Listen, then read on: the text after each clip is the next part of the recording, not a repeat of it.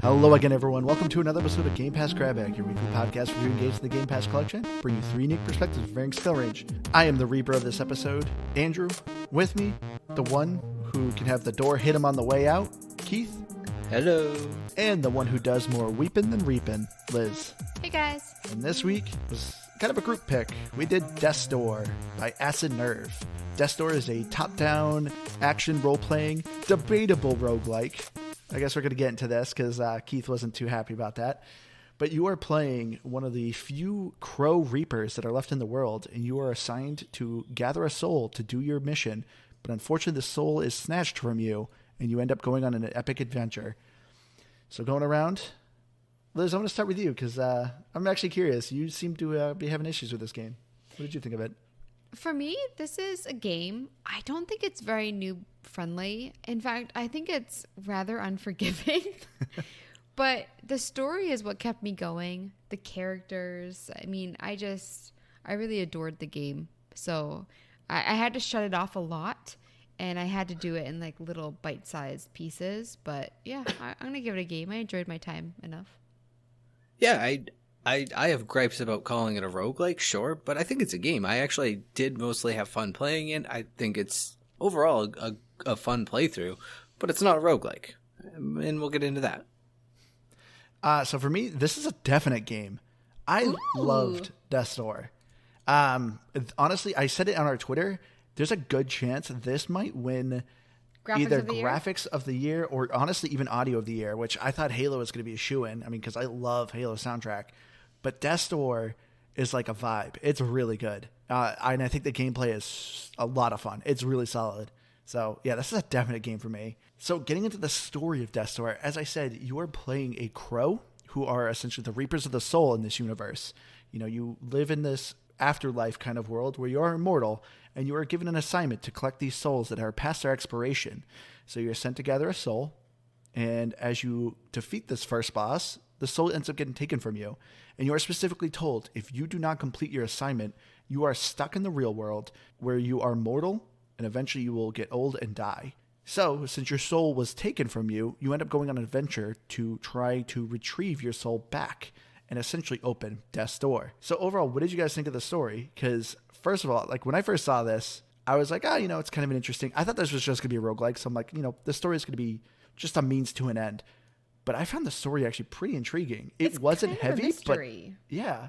Because I mean, you're learning along the way that you're not getting the whole truth, and so for me, like I found it really intriguing, and that's the main reason why I kept going because I wanted to find out these new characters, and I like too that the 3 souls that you need to get. When you first meet the characters, you instantly want to see more of them, and so I was like, well, I got to keep going. I got to see, what's up with the witch. So yeah. When you saw her, you're like, she's adorable. I'm like, yeah, don't get too attached. You're supposed to kill her.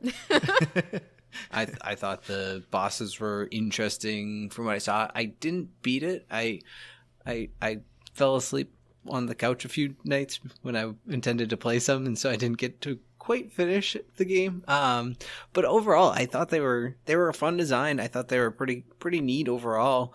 But I don't know. Unless I missed something about the story, I thought it was just all right. I wasn't sure if I was doing the right thing as the character. I mean, as the character, not like as a gamer. But I mean, what I mean is, so it sounded to me like, for instance, the witch, like she had a deal going on, and I was kind of going back on that deal. So I also was going around being like feeling guilty.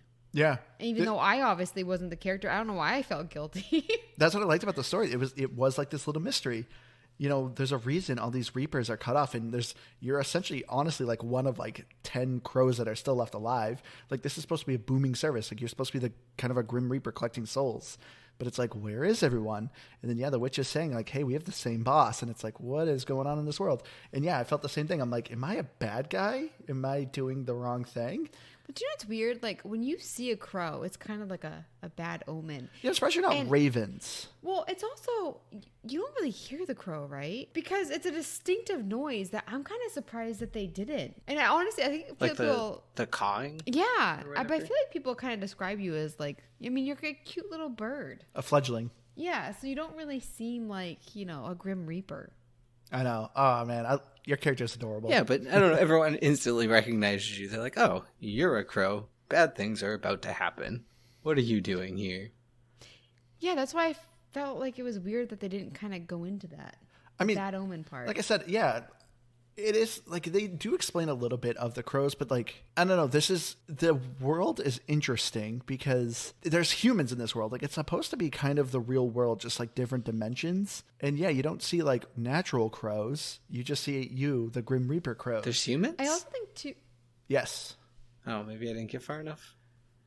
No, I mean, well, the pothead character, he is a human or was a human. Yeah, I guess. Same with the witch, but also there's story context that I won't spoil that yes, there are humans. Well, most people don't look human. Correct. But I think that one of the greatest things about the game is that I was personally worried about some of the characters, like the pothead. You know, you Which see I love that that name. ladle and the soup around, and you're just like, listen, if this witch did something, I'm gonna have to throw down. Like, are they okay? So for me, like the fact that I was actually worried about a character, I feel like they did a good job. I cared. That's what I loved about the story. It's very light. Like anytime there is dialogue, it's usually like just a couple lines and you're already back into the game. But just these couple of lines are so well written. I was loving the characters. I Like think it went from cutesy to dark. oh, some of the moments, So, yes. for me, but the game does have humor. Yeah, so for me, like I feel like it was a pretty big like emotion spectrum where it's like, you know, it's cutesy, they're kind of taunting you, and then you find out later some story, you're just like, oh, dangs. Yeah, but like the character names are hilarious. Like I said, there's Pothead, who essentially he's a guy who legitimately has a pot on his head. You know, it's the Gravedigger who just wants to die. You have this one of my favorites. He's part of the drunk sailor. He is a zombie. Well, it's a dead corpse, but it's actually being controlled by a intelligent squid. So it's very much like a Weekend at Bernie's. So he's trying to convince people that he's a real human, but it's actually a squid controlling a dead body.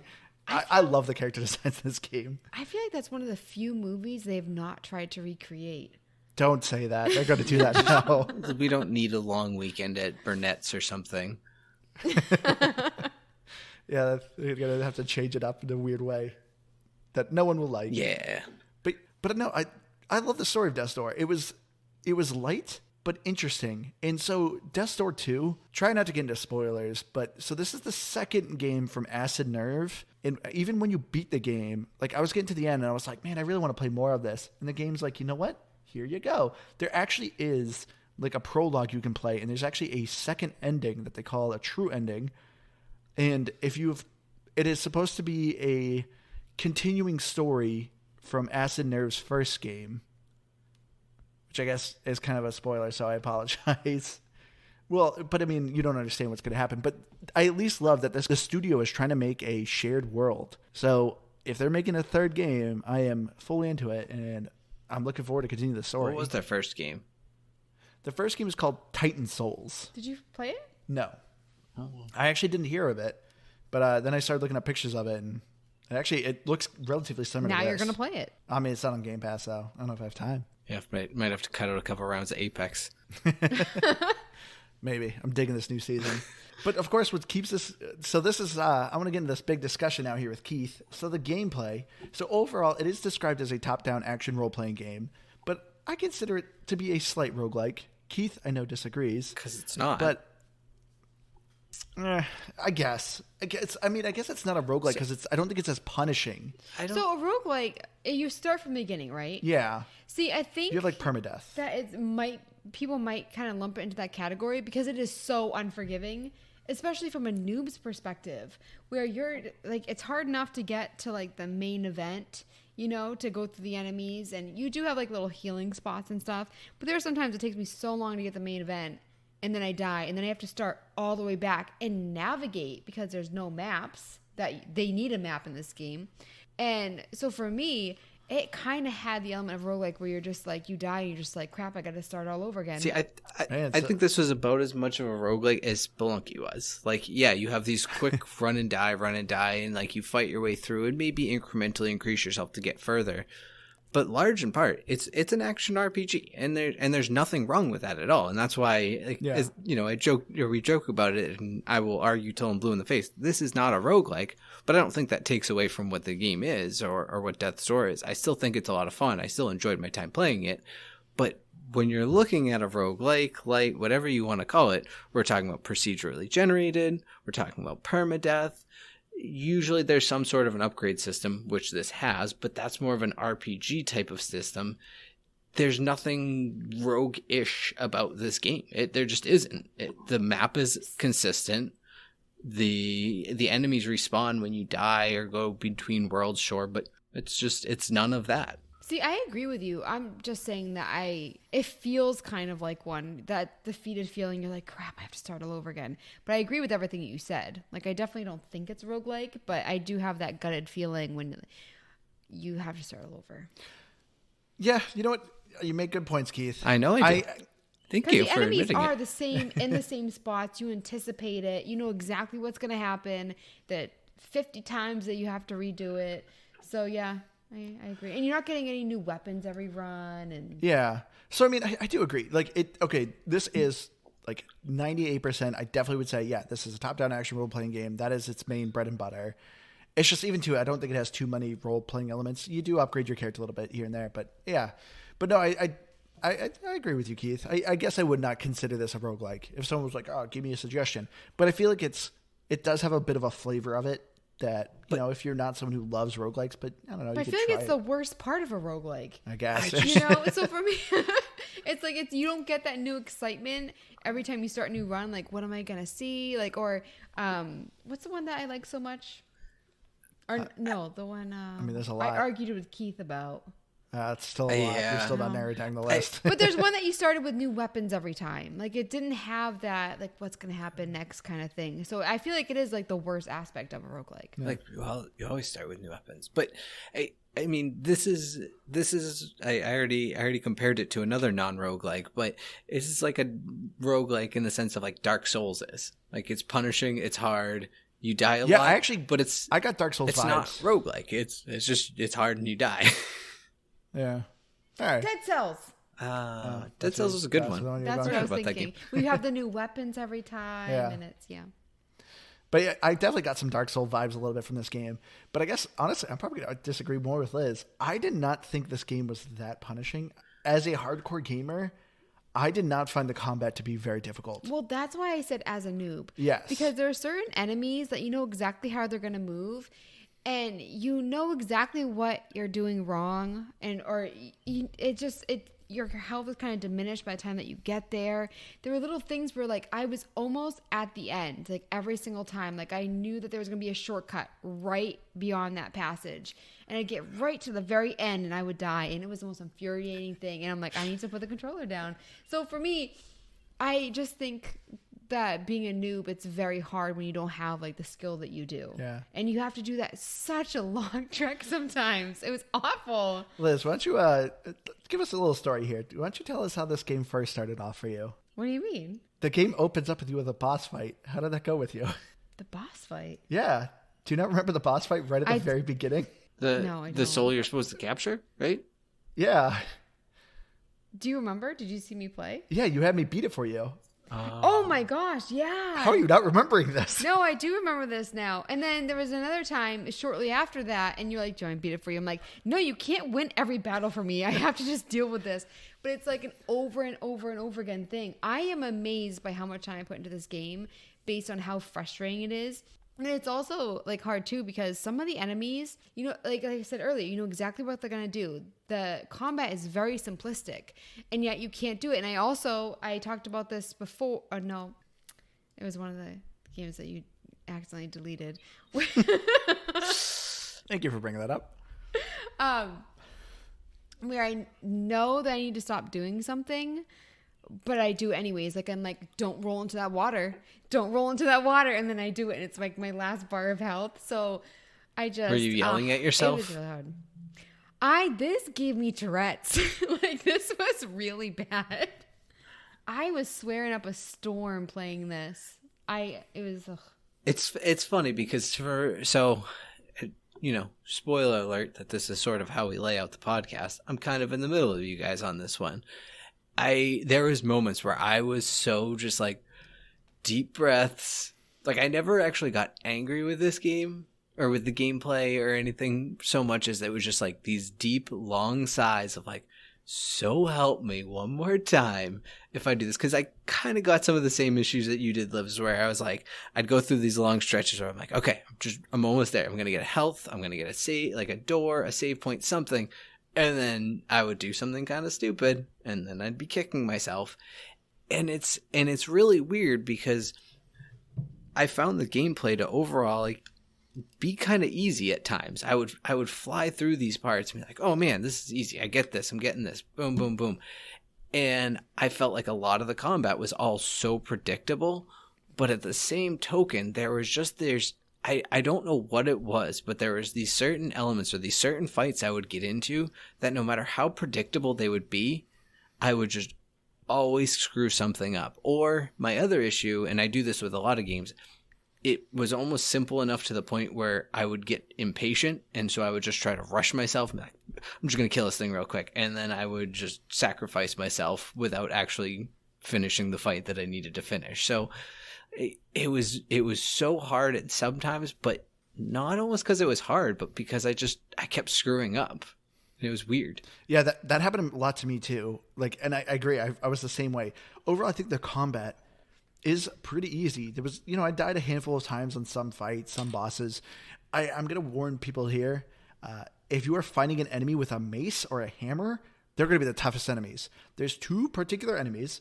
One guy who has, some big old thunder thighs, who is honestly a straight up copy from a boss fight in Dark Souls 2. But yeah, even though he's this big, fat, beefy boy, he's super fast. And then you have these little guys with hammers and shields.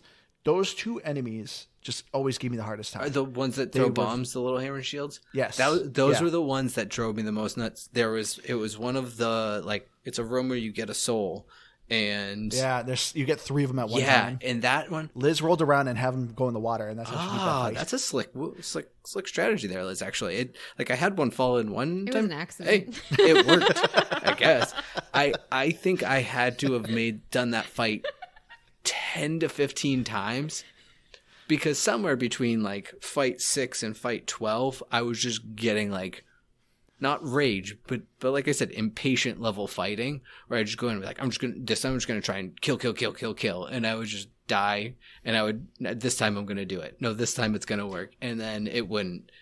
And I think the biggest struggle I had in that fight was the fact that you have your melee and you have your range / magic, where you have certain charges for it. You regain those charges very simply just by 1 hit equals 1 recharge. Super simple. But those little guys that are medium guys, I guess, is kind of what they are, that Andrew's talking about, that with these shields, you kind of can't get close to them, but you have a hard time standing back from them, because if you stand back from them, they throw bombs at you. If you get close, they just smash. And they're fast. Yeah, they're deceivingly fast. So it was like this weird thing is I would kill maybe one of them with my range, but then I like couldn't recharge my range, and then I had to melee him, but I didn't want to melee him. It was just a whole mess, but I got past it. See, I had a technique. I was trying to herd them. Like, I was trying to get them all together, because I figured that, especially like if you hit like, 2 mushrooms at once, you get the 2. So I figured if I herd them together and I do melee and I hit at least 2 of them, then I'll have at least 2 charges. So that's what I was trying to do when I was rolling around. I was trying to get them all together, and it actually didn't really work out because one would always split off, but it did end up working out for me. One of the struggles with those too is the little guys, usually you could kind of stun lock with hits. Those medium guys, you couldn't stun lock. Anything like them or above wouldn't stun lock when you hit them. And that's where I think I struggled the most with them. So my strategy with those hammer guys, for anyone who does play this game, you probably forgot it, but you have a charge attack. And doing a charge attack, specifically, I mostly use the sword, but like 2 or 3 charge attacks just kills those guys. I did forget until you told me. Yeah, but I mean, just having this conversation, this is one thing I loved about the combat. The enemies were very distinct. You could figure out what these guys are doing. Everyone had very well telltale signs as what they're doing for attacks, when they're going to attack. And anytime a battle's going on, just in your mind, or at least I should say for me, I don't want to speak for you guys, but I could instantly coordinate, being like, okay, I need to take out the range guys. Those guys are going to be, a pain in my butt, so I'm just going to take those guys out. Don't have to deal with them. Here's the little guys. Let me wipe them out, and then I'll just focus on the big guy by himself and just like separate him from the group. Well, what I thought was weird is the ranged attacks. Sometimes it would affect the other monsters, and sometimes it wouldn't. There was definitely in some order for them to affect. The No, other but ones. the bombs. Yeah. There were some like the bombs would affect the other monsters, but the flowers wouldn't. So for me, it's like the flowers I would get rid of right away because they would be of no use to me. But the bombing ones I would use. So for me, it was also kind of like figuring out like, tactics that wise. See, it was funny because there was definitely times where I thought I was going to be really strategic, and strategery. I was going to pull some strategeries on him, and I think to myself, ooh, maybe I'll save the range guys because then I'll deflect the attacks back because those deflected attack would actually do a good chunk of damage. Yeah. But then I would forget that I let them live, and largely it was the purple ghosty ones because I'd forget that I let them live, and then they'd pop up behind me while I'm focused on the big guy, and then they'd kill me. I was just gonna say that another bad guy that really frustrated me, the boomerang guy. Once Andrew told me the best tactic to kill him, he was easy. Yeah. Oh, that guy was super easy. Yeah, but at one point I was like, do you know what? I am just so done with repeating this area over and over again. So I just ran past a bunch of enemies, got away from them, and then I was fighting, and because he jumps from area to area, he followed me, and I was very surprised by that. And he killed me when I was doing really well. And it was, that was one of those times where I was just like, I need to go watch like 10 minutes of television or do some dishes or something and come back. So for me, like, that's why I thought it was so frustrating, where it's like, I'll do a little bit of a cheat, and then it backfired on me. So this is what I loved about the combat. As a hardcore gamer, I did not find it that difficult. There's not a huge range of enemies. They're easy to distinguish, like I said. You know what their moves are going to be. But what I loved about this game, too, is just, when you start off, you have 4 health bar. You have a 4 health bar, and 1 hit takes away 1 health. So essentially 4 hits, you're dead. And there's no enemies that like does hit you and it does 2 health this time. No, anytime you get hit once, 1 health bar. So that system is very easy. You have, basic melee, range, and like a charge attack. Your moves are very simple. But what I loved just about the gameplay is, as difficult as some of the parts were, this game is also pretty forgiving. It gives you a ton of shortcuts. The map design of this game is really impressive. See, I kind of disagree with you because there was a bunch of times where it gave me a shortcut, but it didn't pan out, so I didn't know where the heck it was going. Oh, there was a couple times, the shortcuts were far between each other, but even like I didn't even know where they were because I started back so far, at the door, and then I was like, I don't know where the heck the shortcut is. They need a map, especially because they have that stupid element where you get an ability and then you have to go back to the very beginning to use that ability to get something. And there's no indicator, there's no map for an indicator to tell you what you missed. So it's like, it'd be nice if there was a map that showed you, like, because you get the bomb that takes 2 charges. It would be nice that you would have a map that showed you, oh, you didn't have this ability before.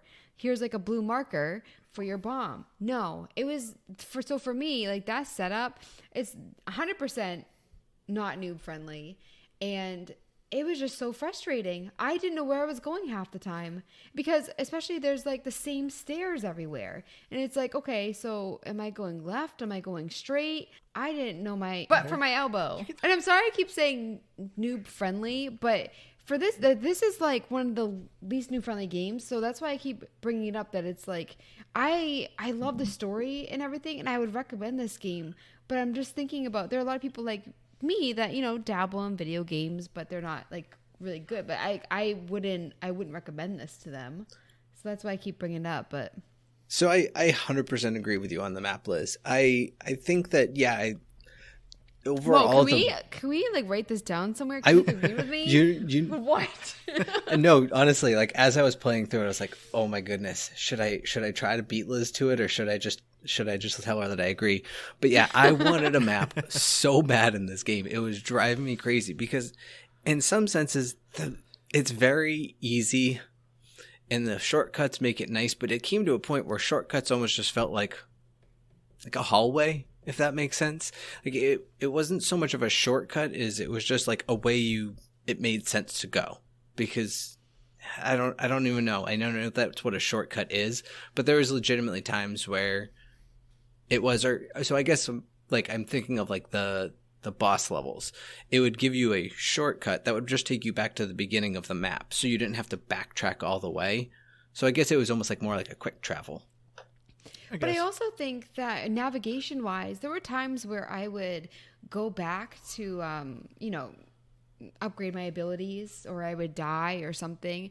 And all the doors look the same, and they have the titles, and some of them I memorized, but it took me a while to learn to memorize them. So I'm like, if you take a break from playing this game, I didn't know what door to go to. I had to ask Andrew. I'm like, or even worse, like I would finish a section, like I would beat the final boss, and then I wouldn't know where to go. Like I would go to the main lobby, and I'd be like, Andrew, like there's like 5 different ways to go, and there's different doors, and I didn't know where to go. So I'm going to disagree with you guys. I don't think this game needed a map. Would I have liked one? Sure. We get it. You're such a good gamer. I wouldn't have hated it. Like, cool, map, that would have been a nice feature. But honestly, I think the overall level designs of this game are so good.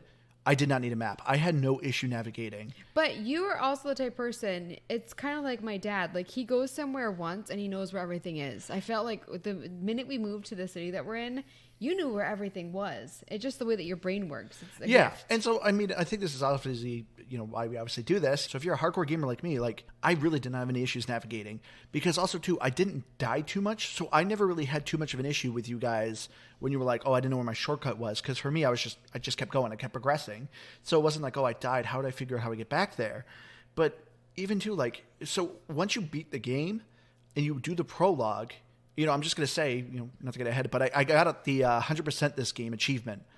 And so when you beat the game, it's collecting all the shrines, collecting all the shiny things, collecting, getting the true ending.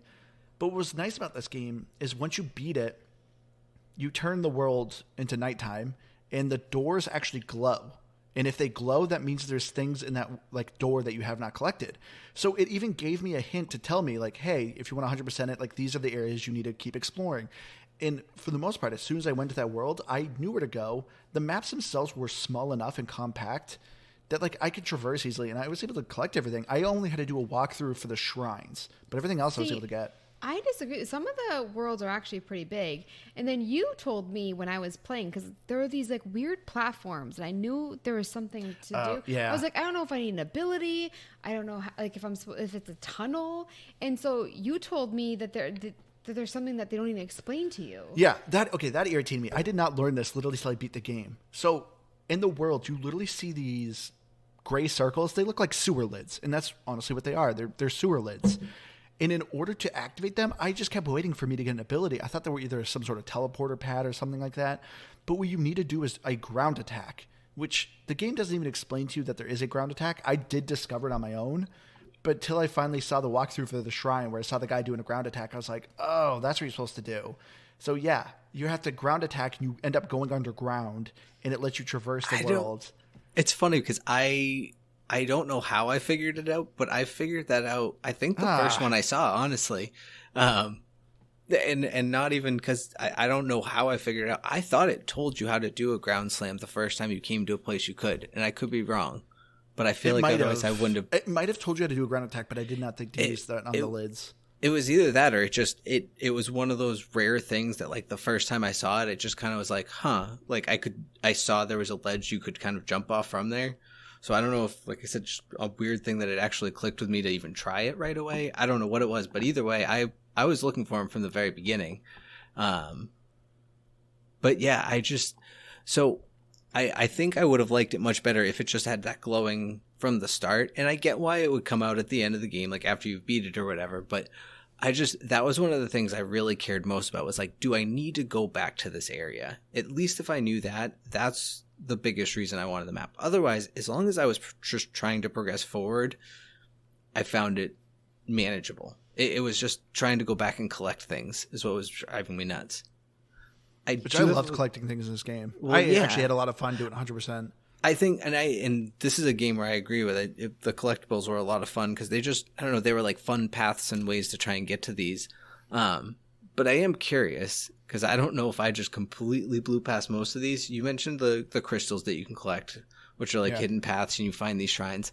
So I was just about at the end of the third boss, or the third soul. Like I had to find one more brazier to light up, I believe, and I would have fought the final boss. I still only have 4 bars of health. Did you say brazier? I was Isn't that what those are called? Brazier? Do you mean brazier? Braziers? I was working that in my head. I was like, wait, did I hear that correctly? I thought that's how that was pronounced. So I learned something new today. Braziers. A brazier is a bra. Well, I don't know. I just thought it didn't.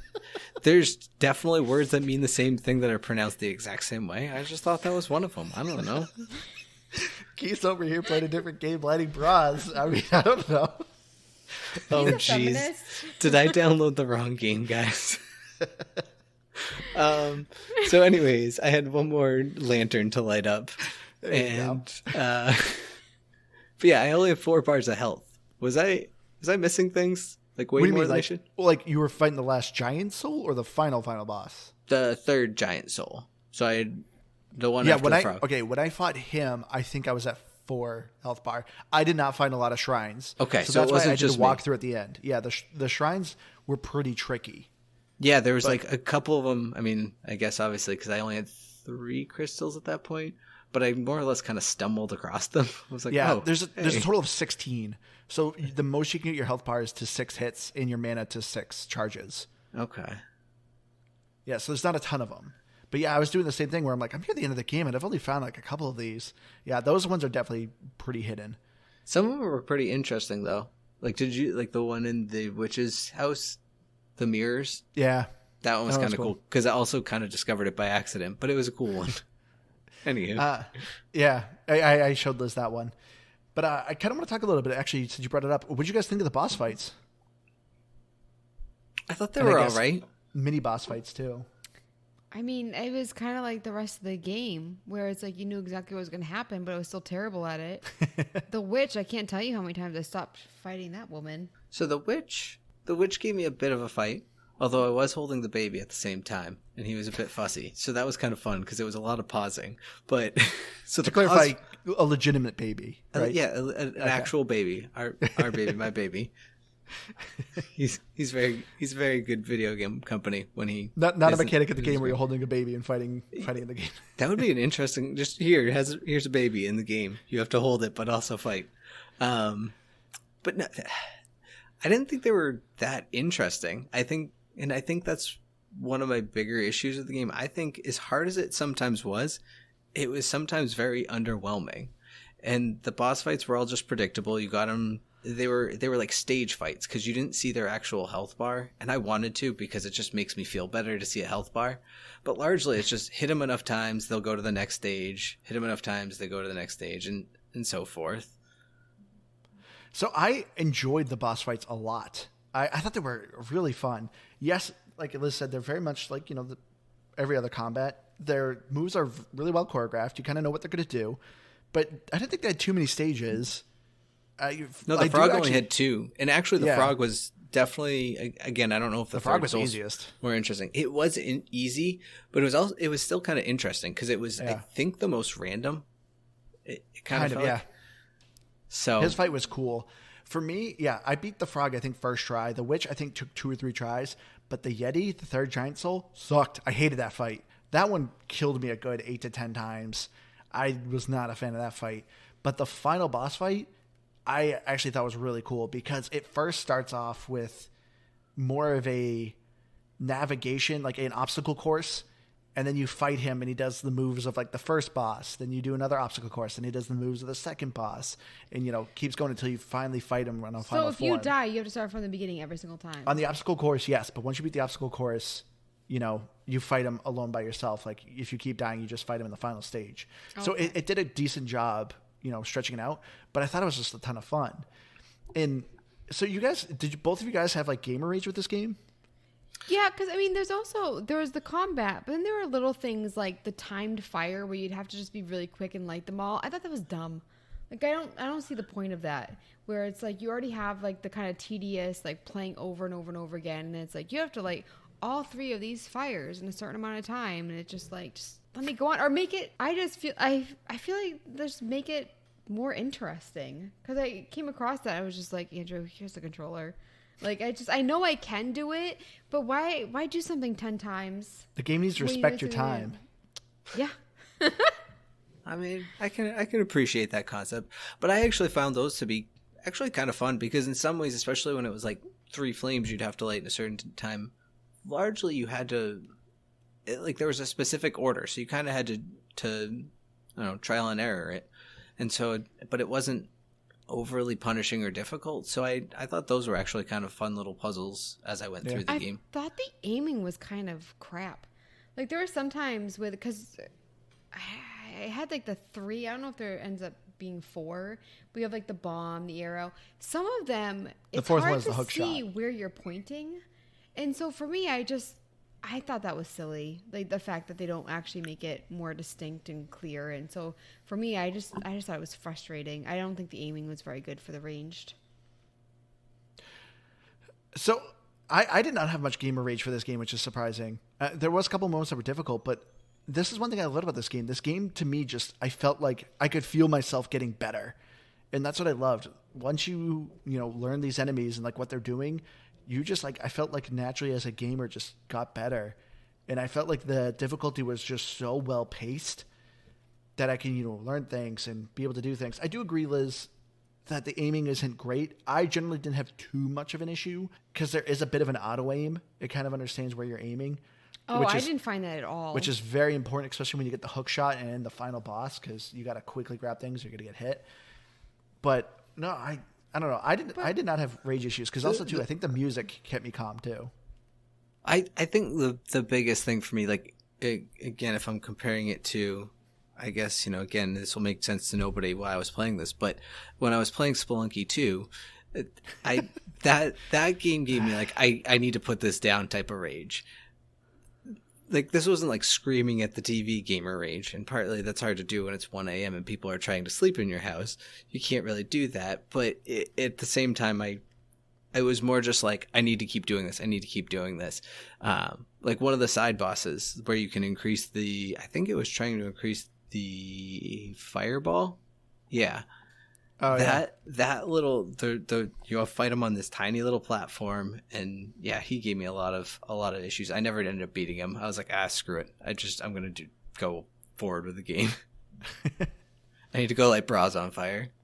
See, for me, it's the opposite, where like this game gave me like gamer rage, but Spelunky was kind of, I would have to stop because I'd be frustrated. But Liz, I you played swear Spelunky at the too? TV. Oh my God. Shut up, guys. I get it. I'm sorry. I deleted the episodes. But I feel bad because I feel like you had a good transition for music, but I just want to ask real quick what you guys thought about the weapons, because I felt like the sequence that you get them, like it's not gradually better. Like, No, they're just different. They're different play styles. But did you think that there was enough like diversity with them, or did you like them? Yes. There's the one that's probably the hardest to find is the greatsword, which if you get the greatsword, that thing is amazing. See, I never got that. I did see it though. Upgrading your strength or your magic is really what made your combat better. So I felt like getting new weapons was just like it's just a new weapon, and it didn't really help as much as upgrading. So I felt that it was kind of useless. No, I mean, like I said, they're specific, meant to be just styles. So I used the twin daggers quite a bit. I enjoyed them a lot. They had a shorter range, but they were More faster. swings. Yeah, so it would stun enemies longer. And I was actually trying to see if I could actually kill the witch before I actually got to the fight, because she appears to you, and I could actually stun her for like a good 30 seconds, but it wouldn't do anything because like it looked like it was damaging her, but yeah, it doesn't. So don't even bother trying. But yeah, I didn't care for the hammer. The hammer only had 2 swings. It was powerful, but to me it was just too slow. I like to be quick. I like to go in, quickly stab a couple times, and roll out of danger. So I enjoyed the daggers the most. But if I was fighting, like I said, the hammer guys, I would do the sword. So I'd switch them up a bit. I enjoyed them. But I also liked that they had a difficult weapon. So there is an achievement to beat this game with the difficult weapon. So it's kind of cool where, you're not picking difficulty in this game, but you can have a weapon that makes it more difficult for you, which is an umbrella. Would you do it though? Would you go back and play this? I actually started it a little bit, and it makes it challenging, but not like crazy hard. So I don't know. I'm tempted because I really enjoyed my time with this. So one thing I saw about that, and maybe we can just go out of sequence because we're talking about achievements, but I saw that achievement and I was reading a couple things online, and it said supposedly someone was saying it like puts an icon by the umbrella as long as you have the achievement going. So that's true. Okay, that's one thing. Like I said, with this game, that's really cool. It may not explain a lot of things to you, but it has a lot of hints. So there's a couple shiny things. Shiny things are just these collectibles you can find throughout the world that, give you a little more lore. But some of the shiny things are actually really useful. You can find a rusty trowel, and if you actually look at it, it'll shine blue if there's a seed nearby. So it's a way to give you a hint that there's a collectible nearby. And it was the same case with the umbrella. The umbrella shines red if the achievement's still good. The doors will shine red if there's collectibles to it. So this game has these little hints. There's some NPCs, if you go up to and talk to them, they give you a hint to where a shrine is. Another one gives you a hint to where some pots or seeds are. And I really enjoyed that about this game. That's why I personally didn't feel like I needed a map. I feel like you always stumble upon the seeds of the pots. Like, to break the boxes and stuff. So I feel like that's kind of some are useless. A bit off the path. Yeah. But yeah, otherwise. But, I went everywhere. So it's like if there's 3 directions, I'd make sure I went all 3. But they weren't really hidden. Yeah, the pots weren't. Seeds were a little bit.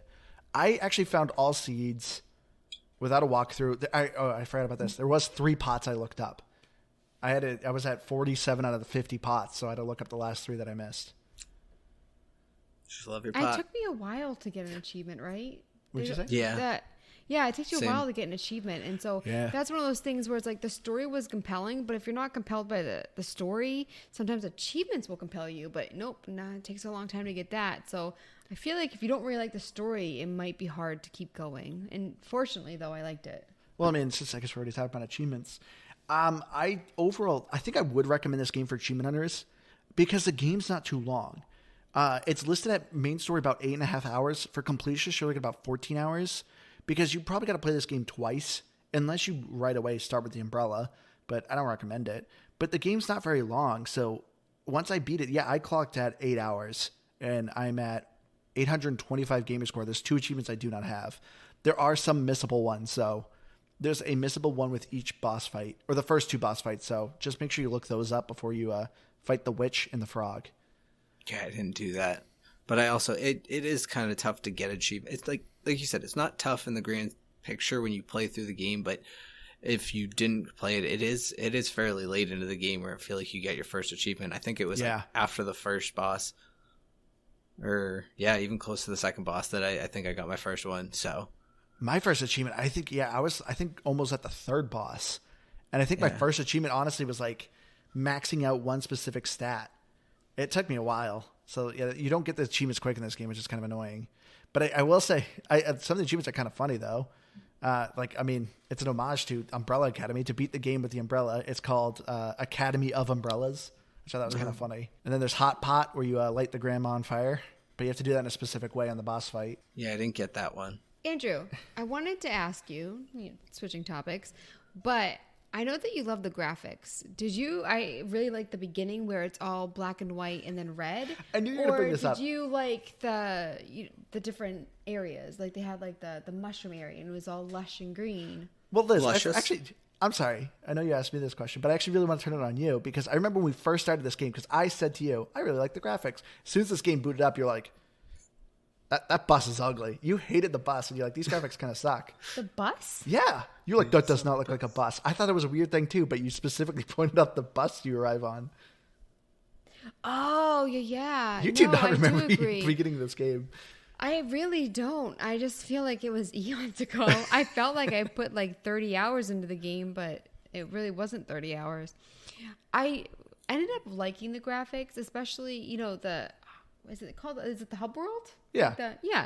The black and white and red. I love the contrast, and I like the kind of when you're switching platforms,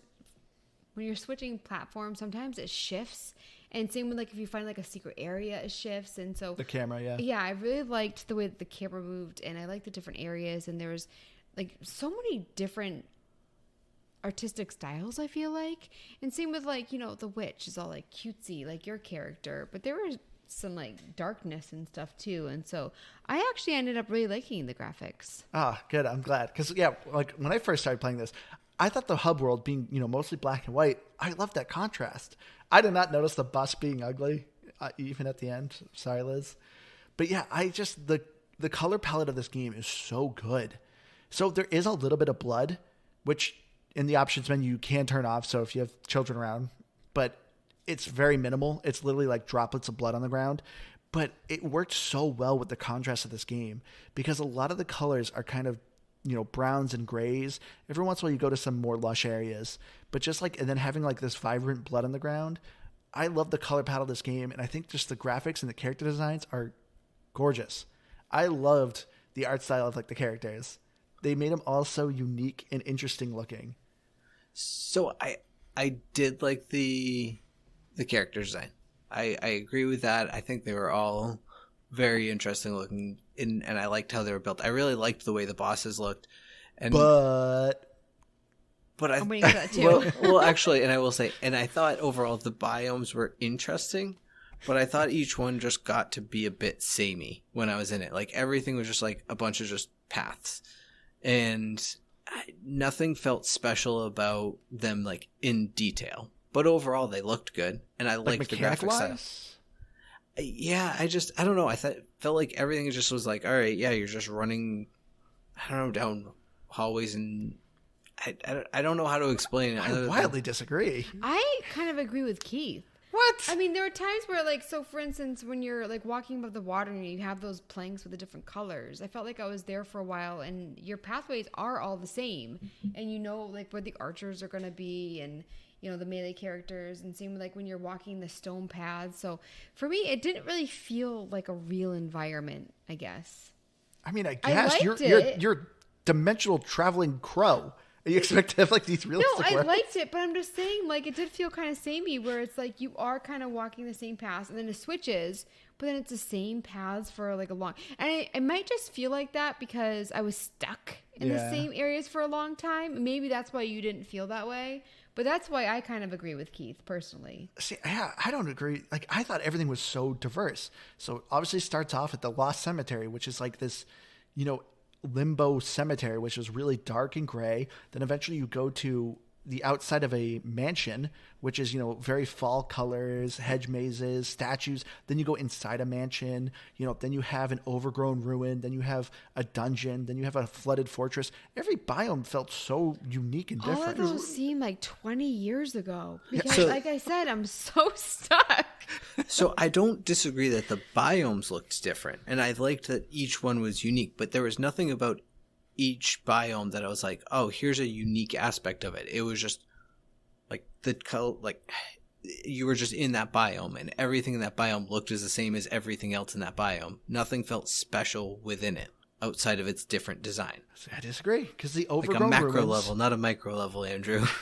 I'm very deep right now. Had different mechanics. Like, it had those plants that would shoot bombs at you that you could use to your advantage. It had vines that you had to hit that would teleport and then I would you. just see those same things over and over and again, and the same trees and the same grass or the same. You literally could argue that with any game, though.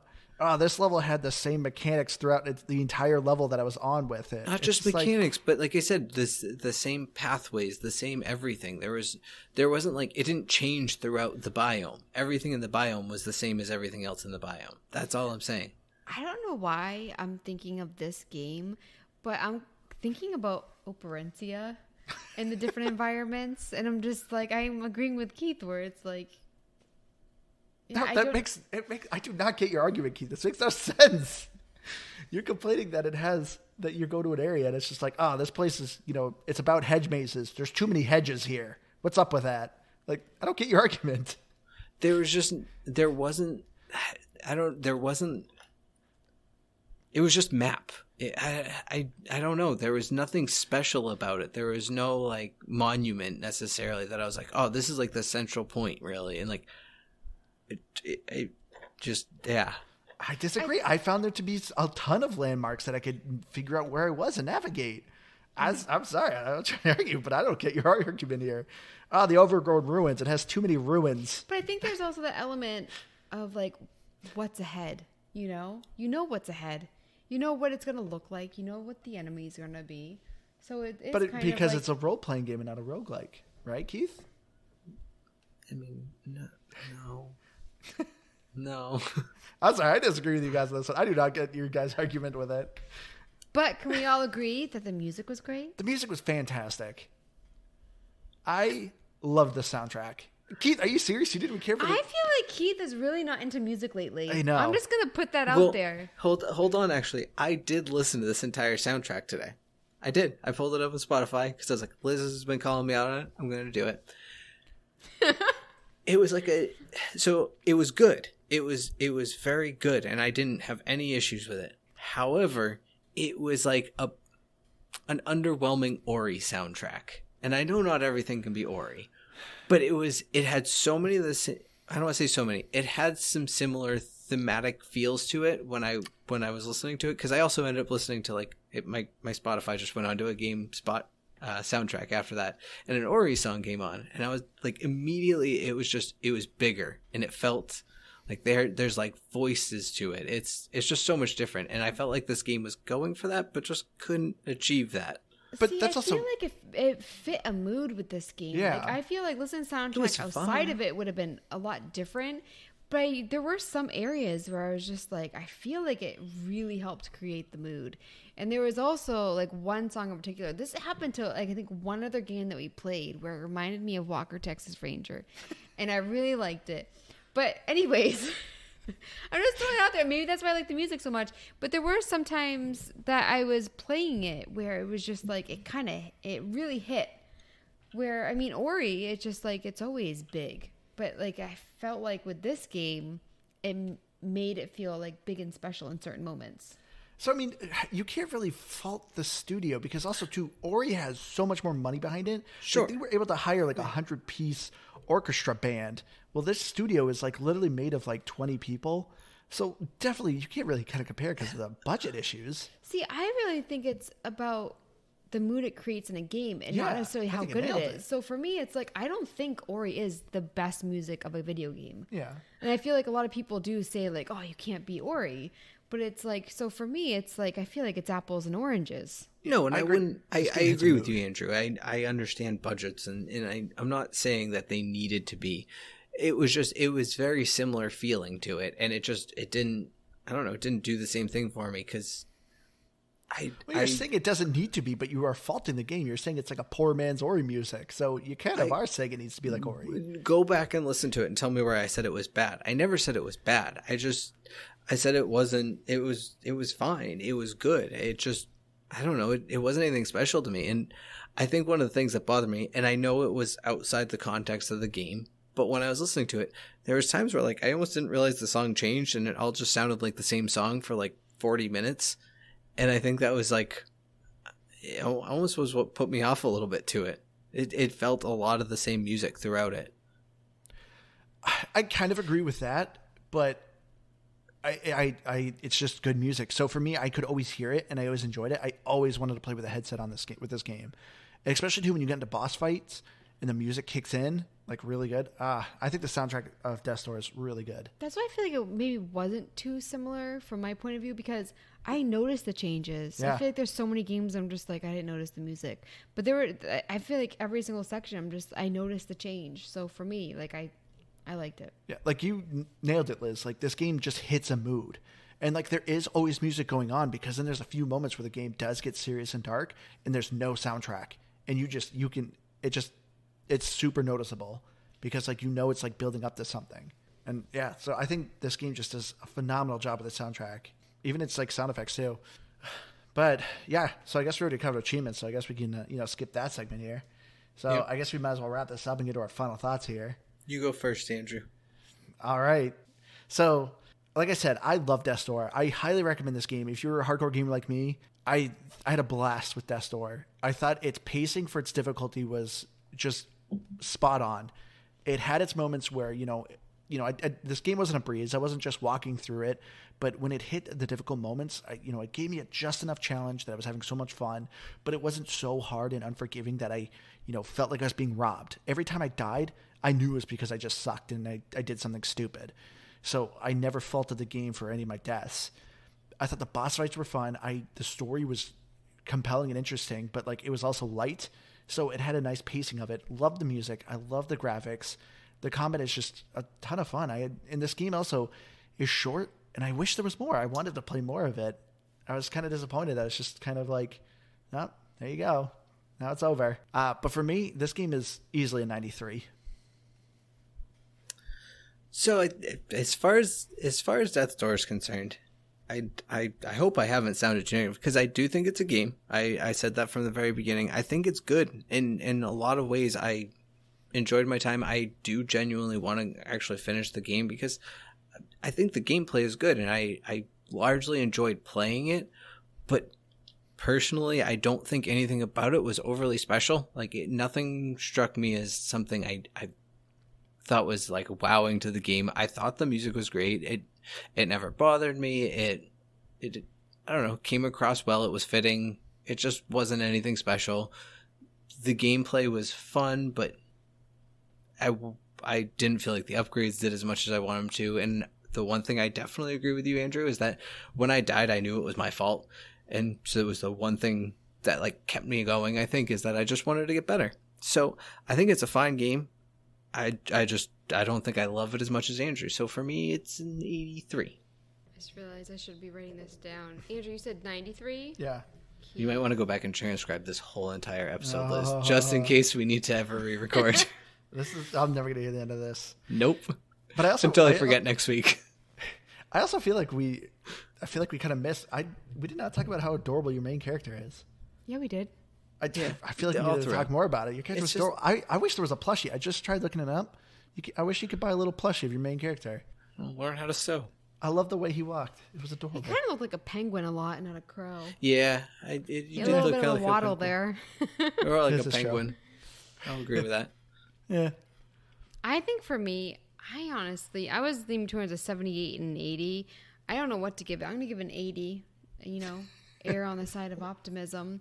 I'm stuck in certain parts, and I'm not stuck in multiple parts. I'm stuck in one spot, but I've been stuck in so many spots that I'm just kind of over it. But I like the story a lot. I like the characters a lot. Though. I know, but I just get no joy from finally beating it. I'm just so over the difficulty, and I know that, that's me. It's not the game. So for me, I think 80 is a good score, but I also feel like, how much further am I going to get without, smashing my controller? But looking at Metacritic, Xbox Series X 87 and 8.2, and Xbox One 87 and 6.8, but that's brought down by the 1-0, which was a mistake because they were raving about the game. I think they meant to give it a 10. So I was going to say, this game has multiple languages, so yeah, you should have less people bombing it for not having their language. But there's one review that I'd like to read. They gave it a 78. And before I read this, I want to say there was actually multiple comments about, like, comparing this game to others. And one of them was like, this is just like kind of like a cheap imitation of, and then they listed games. But I think like imitation is the sincerest form of flattery, Is that the saying? Something like that? Something like Where that. it's like, I do see elements of other games in this, but I don't think it's like a copy and paste kind of thing. But anyways, 78. Death's Door fails to live up to its intriguing premise. The quirky, wonderful world to explore full of unique characters is held back by uninspired gameplay and repetitive combat. In a world where games like Hollow Knight and Hyper Light Drifter attempt a similar mix of Zelda and Souls-like elements, Death's Door simply doesn't offer anything new aside from its interesting personalities. The game is still a fun experience for fans of this style of game, especially at the low price, yet the journey won't be nearly as memorable as others. Yeah. You disagree. Andrew's unimpressed. I can see where he's coming from, but I disagree. But anyway, so I guess we could wrap up here, right? Yeah, I think we've covered everything. And then some. Yeah. This is like our longest and way too long. All right, but I think that's going to do it for us this week. So thank you all so much for joining us. If you have a game suggestion, please email us at gamepassgraphic@gmail.com. We're at Facebook at GBGB, and we're at Twitter at GBGBpod. So please come by, say hi, give us a game recommendation, or if you see a game that we're playing, please give us a review of the game, and we'll read it on the podcast. I've been your hardcore gamer host, Andrew. You can find me on Xbox Live at Firebird01952. I've been Keith. Goodbye. I'm Liz Noob, gamertag comment I'm Dean. I'm on Twitter at Liz Noob. Noob is EW. All right, thank you all for joining us. We love you all. See you again next week. Bye. Guys.